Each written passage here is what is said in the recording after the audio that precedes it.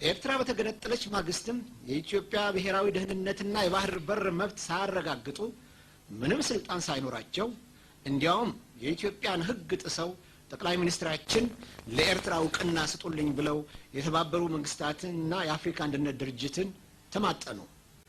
ሻዕቢያ ያለ ህወሓት የጦር ሜዳ ድጋፍ የኢትዮጵያን ጦር አሸንፎ ኤርትራ ነጻነቷን ልታውጅ እንደማትችል እንደነበረ ጉዳዩ የተመራመሩ ምሁራን ያረጋግጣሉ።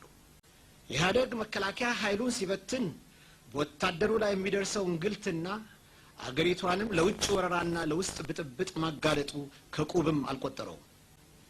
የዛሬቱ የአቶ መለስ ኢትዮጵያ በቆዳ ስፋት በዓለም ዙሪያ ባላት ከበሬታ በቀይ ባህር አካባቢ በምትጫወተው ሚና ከአጼ ኃይለ ሥላሴው ኢትዮጵያ በእጅጉ ታንሳለች።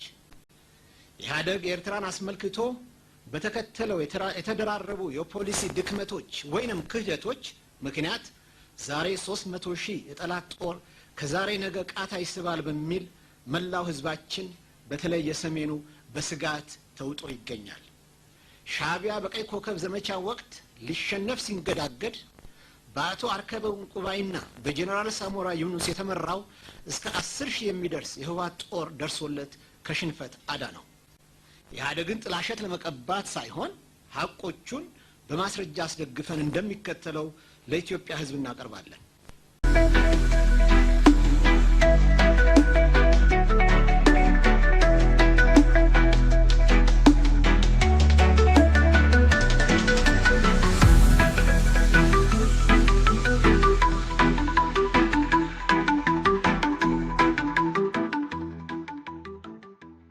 ኢህአደግ በ14 ዓመታት የስልጣን ዘመኑ በተለያዩ ጊዜያት የሀገሪቱ ሉዓላዊነት ብሔራዊ ደህንነትና ህልውና ለከፍተኛ አደጋ አጋልጧል።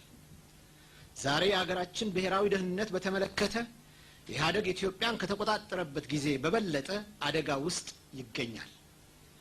ኢህአደግ ኤርትራን አስመልክቶ በተከተለው የተደራረቡ የፖሊሲ ድክመቶች ወይንም ክህደቶች ምክንያት ዛሬ 300,000 የጠላት ጦር ከዛሬ ነገ ቃታ ይስባል በሚል መላው ህዝባችን በተለይ የሰሜኑ በስጋት ተውጦ ይገኛል። የዛሬቱ የአቶ መለስ ኢትዮጵያ በቆዳ ስፋት በዓለም ዙሪያ ባላት ከበሬታ በቀይ ባህር አካባቢ በምትጫወተው ሚና ከአጼ ኃይለ ሥላሴው ኢትዮጵያ በእጅጉ ታንሳለች። ኢህአደግን ጥላሸት ለመቀባት ሳይሆን ሐቆቹን በማስረጃ አስደግፈን እንደሚከተለው ለኢትዮጵያ ህዝብ እናቀርባለን። ኢህአደግ አስተዳደሩን በኢትዮጵያ ሲዘረጋ አህዱ ብሎ የጀመረው ለ60 ዓመታት የተገነባውና የደረጀው በኮሪያና በኮንጎ ሳይቀር ለዓለም ሰላም ከፍተኛ አስተዋጽኦ በማድረግ የታወቀው በተለያዩ የጦር አውድማዎች አገራችንን በደሙ የዋጀው የመከላከያ ኃይላችን ፍጹም ኃላፊነት በጎደለው መልክ በመበታተን ነበር። ኢህአደግ መከላከያ ኃይሉን ሲበትን በወታደሩ ላይ የሚደርሰው እንግልትና አገሪቷንም ለውጭ ወረራና ለውስጥ ብጥብጥ ማጋለጡ ከቁብም አልቆጠረው። ኢህአደግ የሚታወቅበት ዋነኛ የማዕዘን ድንጋይ የሚለው ፖሊሲው የብሔረሰቦች ራስን እድል በራስ መወሰን እስከ መገንጠል የሚለው ነው። በኢትዮጵያ ህገ መንግስት መሰረት አንድ ብሔር የመገንጠል ጥያቄ ቢያነሳ ኢህአደግ እንደ መንግስትነቱ መገንጠሉ እንደማይጠቅም፣ ሰፊ አገር ሰፊ ገበያ ለልማት አስፈላጊ መሆኑን ከዚህ በፊት የመገንጠል ጥያቄ በተነሳባቸው በህንድና በፓኪስታንና በባንግላዴሽ በናይጄሪያና በቢያፍራ በኢትዮጵያና በኤርትራ ከፍተኛ እልቂቶች እንዳስከተለ በማስረዳት መገንጠሉን ከመከላከል ይልቅ አላንዳች ጥያቄ መገንጠሉን ለማስተናገድ ኢህአደግ በተጠንቀቅ ላይ ይገኛል። የራስን እድል በራስ የመወሰን መብት የሚያጣቅሱ ዓለም አቀፍ ህጎች የሚሉት ይኸው ነው። ይህ መገንጠልን የሚፈቅደው የህገ መንግስቱ አንቀጽ 39 ለመተግበር ብዙ መሰናክሎች ቢኖሩትም እንዲህ አይነቱ አንቀጽ በህገ መንግስቱ መካተቱ በብሔረሰቦች መካከል ብጥብጥ ለመፍጠር ለሚፈልጉ ጸረ ህዝብ ኃይሎች መጠቀሚያ ሊሆን ከመቻሉም በላይ የህዝብን ወንድማማችነትና እህትማማችነትን ያላላል። ሻዕቢያ ያለ ህወሓት የጦር ሜዳ ድጋፍ የኢትዮጵያን ጦር አሸንፎ ኤርትራ ነጻነቷን ልታውጅ እንደማትችል እንደነበረ ጉዳዩ የተመራመሩ ምሁራን ያረጋግጣሉ። ለዚህም ማስረጃ ሻዕቢያ በቀይ ኮከብ ዘመቻ ወቅት ሊሸነፍ ሲንገዳገድ በአቶ አርከበ ዕንቁባይና በጀነራል ሳሞራ ዩኑስ የተመራው እስከ 10,000 የሚደርስ የህወሓት ጦር ደርሶለት ከሽንፈት አዳነው። ኤርትራ በተገነጠለች ማግስትም የኢትዮጵያ ብሔራዊ ደህንነትና የባህር በር መብት ሳያረጋግጡ ምንም ስልጣን ሳይኖራቸው እንዲያውም የኢትዮጵያን ህግ ጥሰው ጠቅላይ ሚኒስትራችን ለኤርትራ ዕውቅና ስጡልኝ ብለው የተባበሩ መንግስታትንና የአፍሪካ አንድነት ድርጅትን ተማጠኑ። ይህ የጠቅላይ ሚኒስትራችን ጥያቄ ኤርትራኖች እንደሚሉት ለ30 ዓመታት ካደረጉት የትጥቅ ትግል ባላነሰ ለኤርትራ አገር ሆኖ መፈጠር ወሳኝነት ያለው አስተዋጽኦ አድርጓል። ጠቅላይ ሚኒስትራችን ለኤርትራ ዕውቅና ስጡልኝ ብለው ባይማጠኑ ኖሮ መገንጠሉና ዕውቅናው የተባበሩት መንግስታትና የአፍሪካ አንድነት ድርጅት ስለሚጻረር አንድም አገር ለኤርትራ በአገርነት ዕውቅና ባልሰጠም ነበር። ዛሬ ከሉዓላዊት አገር ከሶማሊያ የተገነጠለችው አንድም አገር ዕውቅና ያልሰጣት ሶማሌላንድ ከገባችበት ችግር ውስጥ ኤርትራን በወደቀች ነበር። ኤርትራ በተገነጠለች ማግስት ባለቤት በሌላት ኢትዮጵያ ውስጥ ሻዕቢያ ኤርትራ የግላችን ኢትዮጵያ የጋራችን በሚል መርህ በአገሪቱ ዙሪያ የስለላ መዋቅር ሲዘረጋ በቢሊዮን ብር የሚቆጠር ዘረፋ ሲያካሄድ የትም ተሰምቶ በማይታወቅ መልኩ በአንድ ሉዓላዊት ሀገር ውስጥ የራሱን የወህኒ ቤት ሲያቋቁም የአንድነት ኃይሎችን እያፈነ ወደ ኤርትራ ወስዶ የደረሱበት ሲያጠፋ በብዙ ሺህ የሚቆጠሩ ኢትዮጵያውያን ንብረታቸውን ዘርፎ ከኤርትራ ሲያባርር እንደ ባንክ አይነቱ የዘረፋ መዋቅሮችን ሲመሰርት የውጭ ምንዛሬ በኮንትሮባንድ ወደ ኤርትራ ሲያሸጋግር ይባስ ብሎ ኢህአደግ ከዓለም ባንክ በብዙ ሚሊዮን የሚቆጠር ገንዘብ ሲበደርለት ኢህአደግ የኤርትራ ግዛት ነው በሚለው ከቡሬ እስከ አሰብ መንገድ ሲሰራለት በጠቅላላው ሻዕቢያ በኢትዮጵያ ንብረትና ደህንነት አዛዥና አናዛዥ ሲሆን ለመሆኑ ኢህአደግ የት ነበር? ይህ ፍጹም ሚዛን የለቀቀ የኢህአደግ ፖሊሲ በኤርትራ ላይ ጥላቻ እንዲስፋፋ ከማድረግ በስተቀር ለዘለቄታው ኤርትራን ጎጂ እንጂ ጠቃሚ አልሆነም።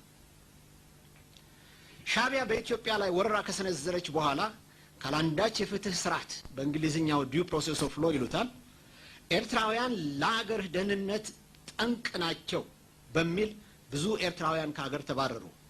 አሁን ደግሞ ቀደም ሲል ለሀገር ደህንነት ጠንቅ ናቸው ተብለው የተባረሩ ኤርትራውያን መንግስት ምንም መግለጫ ሳይሰጥበት በምስጢር ለብዙ ዓመት የተጠራቀመ ደሞዝ እየተከፈላቸው ወደ ኢትዮጵያ በመመለስ ላይ መሆናቸው አንዳንድ መስረጃዎች ይጠቁማሉ።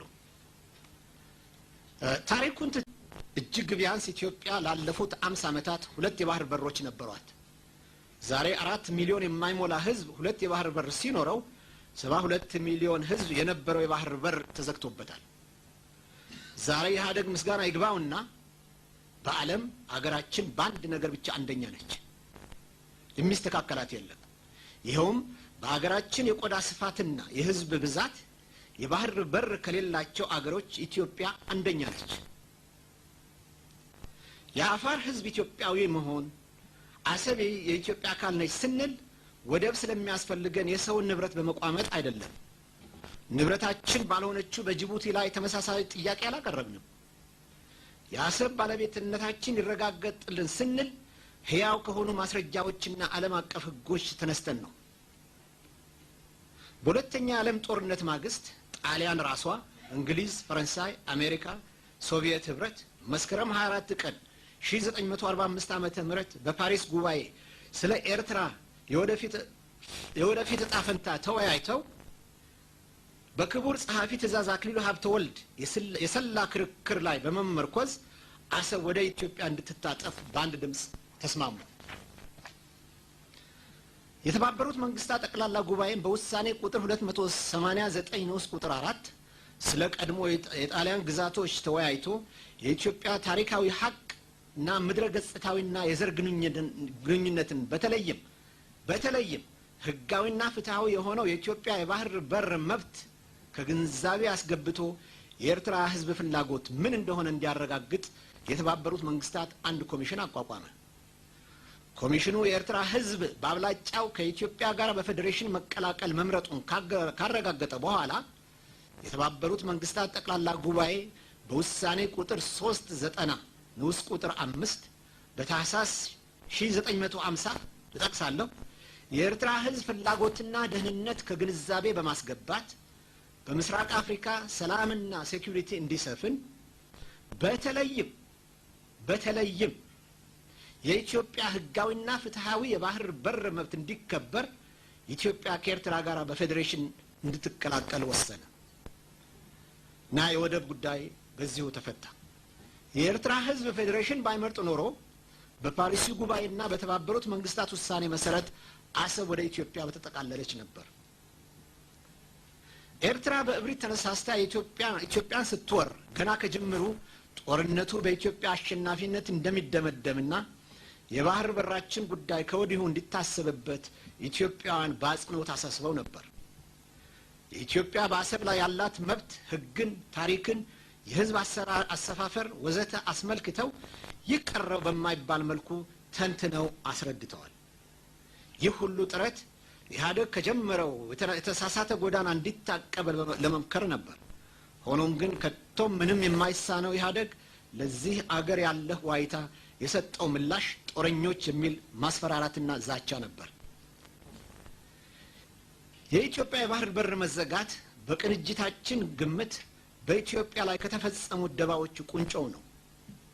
የባህር በር ለኢኮኖሚ እድገት አስፈላጊ መሆኑ አጠያቂ አይደለም። አብዛኛዎቹ የደሃ ሀገሮች የባህር በር የሌላቸው መሆኑ ራሱ ምስክር ነው። በተጨማሪም ቀይ ባህር ውስጥ ከፍተኛ የአሳ ሀብት መኖሩ የተረጋገጠ ሲሆን ከርሰ ባህሩን ከፍተኛ የማዕድ ክምችት እንዳለው ይገመታል። ተወዳጅ የቱሪስት መስህቦችም አሉት። የአሰብ ወደ ኤርትራ መታጠፍ ደህንነታችንን ብሎም ህልውናችን ከፍተኛ አደጋ ላይ ጥሏል። አካባቢያችን አደገኛ ሰፈር ነው። ከታሪክ በመነጨ ቁርሾና በድንበር አቋራጭ ወንዞቻችን ምክንያት አንዳንዶቹ በአንድ ሌሊት ተንነን ብንጠፋ ደስታውን ባልቻሉትም ነበር። ጠላቶቻችን በየጊዜው ወረራ የሰነዘሩብን በሰሜንና በምስራቅ የሀገራችን ክፍሎች ነው። የእንግሊዙ ጄኔራል ናፒየር አጼ ቴዎድሮስን ለመውጋት የመጣው በዚሁ አሰብ አጠገብ በሚገኘው በዙላ በኩል ነው። አሰብ የጠላቶቻችን የጦር ሰፈር፣ የጦር መርከብ ማረፊያ፣ የአውሮፕላን መንጠቂያ ልትሆን ትችላለች። የጊዜ ጉዳይ ይሁን እንጂ እንደዚህ ስትራቴጂክ የሆነ የባህር በርና አካባቢው የግመል ውሃ ማጠጫ አድርጎ የሚተው ሞኝ የለም። በአካባቢው በቆዳ ስፋትም ሆነ በህዝብ ብዛት የሚስተካከለን አገር ባይኖርም ያለን ተሰሚነት ከአሰብ ጋር ሄዷል። ዛሬ በአካባቢው ያለን ተሰሚነት እና ከበሬታ ከትንሿ ከጅቡቲ ያንሳል ማለት ይቻላል። 70% የዓለም ነዳጅ ከሚተላለፍበት እጅግ ስትራቴጂክ ከሆነው ከቀይ ባህር አካባቢ ተገለናል። ዛሬ አገራችን ከመቼም ይበልጥ ልማቷና መጻኢ ዕድሏ የባህር በር ባላቸው የጎረቤት አገሮች እጅ ወድቋል። የቀረችን ብቸኛ መግቢያና መውጫችን ጅቡቲም በቅርብ ጊዜ አንድ የዱባይ ኩባንያ ተረክቧት ኩባንያው እንዳሻው ታሪፍ ይቆልልብናል። በቅርብ ቀን ኩባንያው የጨመረው ታሪፍ ለማስቀነስ ጠቅላይ ሚኒስትራችን ለልመና ጅቡቲ መሄዳቸው ብሔራዊ ክብራችንን የሚያንኳስስ ተግባር ነው። በአንድ ወይንም በሌላ ምክንያት ከአንድ አረብ ሀገር ጋር ቅራኔ ብንገባ ብቸኛ መግቢያ መውጫችን በላያችን ሊቀረቀር ነው። አማራጭ ናቸው እየተባሉ በየጊዜው በኢህአደግ እስኪሰለቸን የሚነገረን ወደቦች ከሞምባሳ በስተቀር ሁሉም የአረብ ሊግ አባል አገሮች ወደቦች ናቸው። ኤርትራ ሀገራችን በግፍና በንቀት ከወረረች በኋላ ጀግናው የመከላከያ ሰራዊታችን የጠላትን ጦር ድባቅ መጥቶ ወራሪው ጦር ኢንተርናሽናል ሕግ በሚፈቅድለት መሰረት ክትትል ሆት ፐርሱት በማድረግ የጠላት ግዛት ውስጥ ዘልቆ ገብቶ ሰፊ የጠላት መሬት ይዞ ነበር። ሆኖም ግን ፍጹም ባልተጠበቀና እጅግ በሚያስገርም ሁኔታ የመከላከያ ኃይላችን ትንፋሹን ሳይሰበስብ በሶምሶማ ሩጫ ከኤርትራ ምድር እንዲወጣ ጠቅላይ ሚኒስትሩ አዘዙ። እዚህ ላይ ሊስተዋል የሚገባው ጥያቄ ለምን ጦሩ ወደፊት አልገሰገሰም ሳይሆን ለምን በነበረበት እንዲቆም አልተፈቀደለትም ነው። በተመሳሳይ ሁኔታ የነበሩት ሀገሮች ተሞክሮ ስንዳስስ ለምሳሌ በ1967 ዓመተ ምህረት እስራኤል እና አረቦች ተዋግተው እስራኤሎች በርካታ የአረብ ግዛቶች ተቆጣጥረው ነበር። ከ40 ዓመት በኋላም ዛሬም እስራኤል የደህንነት ማረጋገጫ ዋስትና ሳይሰጣት ከሶሪያ ግዛት ከጎላን ሀይት አልወጣም ብላለች። አልጀርስ ኢትዮጵያ እንዳሸናፊነት አልጀርስ ውስጥ የተካሄደ ክርክር ኢትዮጵያ እንዳሸናፊነቷ ብዙ ፍላጎቶቿን በጠባጫሪው በኤርትራ ላይ ለመጫን ስትችል እንዲያውም በኢትዮጵያ ድል ተጠቃሚ ኤርትራ ሆነች። የአልጀርስ ድርድር ተከትሎ የመጣው የህግ ግልግል ዳኞች ውሳኔ ምን ያህል አሳዛኝ አሳፋሪና አወራጅ እንደነበረ ሁላችን የምናውቀው ነው። የኢትዮጵያ ደህንነት በተመለከተ ኢህአደግ የሚሰራው አንዳንዴ ድፍንቅል ይሆናል። ለምሳሌ የሄጉ የግልግል ኮሚሽን ጾረና የቅኝ ግዛት ውል በሚደነገው መሰረት የኢትዮጵያ ግዛት መሆኑ ደጋግመው ቢያረጋግጡም የኢትዮጵያ ወኪሎች የለም የኤርትራ ግዛት ናት ብለው ስለተከራከሩ ኮሚሽኑ ጾረና ለኤርትራ እንዲሰጥ ተገደደ። በሌላ ውል ደግሞ ደብረ ቢዘን ገዳምና ምጽዋ ድረስ የሚዘልቀው ርስተ ጉልቱ ለዘላለም የኢትዮጵያ ግዛት ሆኖ እንዲቆዩ ቢደነገግም በሄግ የግልግል ኮሚሽን ወቅት የደብረ ቢዘን ጉዳይ እስተነጨራሹ አልተነሳም። ሌላም ጉድ አለ። በአገራችን በምስራቁ በኩል ኢጣሊያ ከጣሊያን ጋር የፈረመችው ውል ወሰኑ ከባህር ወደ ውስጥ 60 ኪሎ ሜትር መሆኑ ቢደነግግም ማንም በማያውቀው ምክንያት ከኢትዮጵያ ሕዝብ በስውር ኢህአደግ በሽግግር መንግስት ውስጥ የኤርትራ ወሰን ከቡሬ ማለት 71 ኪሎ ሜትር ወደ ውስጥ ገብቶ እንዲሆን ተስማማ። እንግዲህ ኤርትራ የቅኝ ግዛት ውል ከሚደነግገው እንኳን በቡሬ በኩል 11 ኪሎ ሜትር ወደ ውስጥ ኢትዮጵያ ገብታለች ማለት ነው። ኢህአደግ ከነዚህ ስህተቶች ውስጥ የተዘፈቀው በአገር ፍቅር እና በንጹህ ልቦና ተነሳስቶ የሚያቀርቡለትን ሐሳብ በማጣጣሉ ነው። ሌላው የኢህአደግ ችግር ስልጣንና ዕውቀት ሁሉ ጊዜ አብረው የሚሄዱ ይመስለዋል። ስልጣንና ዕውቀት ሁሉ ጊዜ አብረው እንደማይሄዱ አንድ ድሮ የቀዳማዊ ኃይለ ሥላሴ ዩኒቨርሲቲ ተማሪ የገጠመው ግጥም በደንብ ይገልጸዋል። አጼ ኃይለ ሥላሴ የልጅ ልጃቸው ባል የነበሩት ልጅ ካሳ ወልደ ማርያምን ብዙ ምሁራንን አልፈው የዩኒቨርሲቲ ፕሬዚደንት ስላደረጓቸው ተማሪው ብቁ አይደሉም በሚል እንዲህ ሲል ገጠመ። ላም እሳት ወለደች ወንፊት ውሃ ቀዳ፣ ሺህ ግመል አለፈ በመርፌ ቀዳዳ፣ በሰንበሌጥ ቁጣ ወደቃሉ ወርካ፣ በትእዛዝ ሊቅ መሆን ይሄም አለለካ ብሎ ገጠመ። እንግዲህ ይሄ አባባል ለኢህአደግም አግባብነት ይኖረዋል።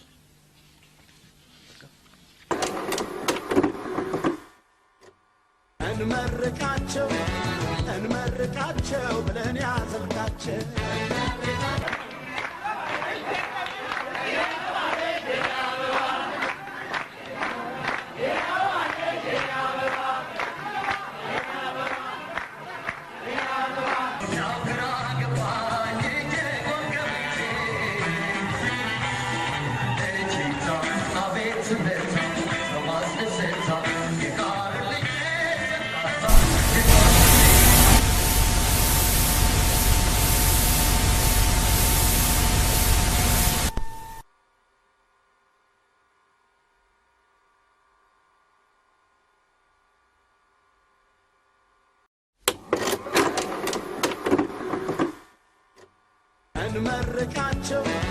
እንመርቃቸው ብለን ያዘልቃቸው